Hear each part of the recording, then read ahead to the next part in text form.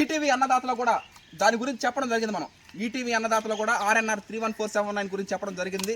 అంటే పోయిన సంవత్సరం దీపావళి అప్పుడు ఆర్ఎన్ఆర్ 31479 అనే కొత్త రకం లావూరి కృష్ణ గారు అగ్రికల్చర్ రీసెర్చ్ స్టేషన్ రాజేంద్ర నగర్లో ఈ వరి రకం సృష్టించారు. లావూరి కృష్ణ గారిని, అదేవిధంగా తెలంగాణ సోనా సృష్టించినటువంటి చెన్నమాధవ దామోదర్ రాజు గారిని మనం అగ్రికల్చర్ రీసెర్చ్ స్టేషన్లో కలవడం జరిగింది. వారికి ప్రత్యేక కృతజ్ఞతలు కూడా తెలపడం జరిగింది.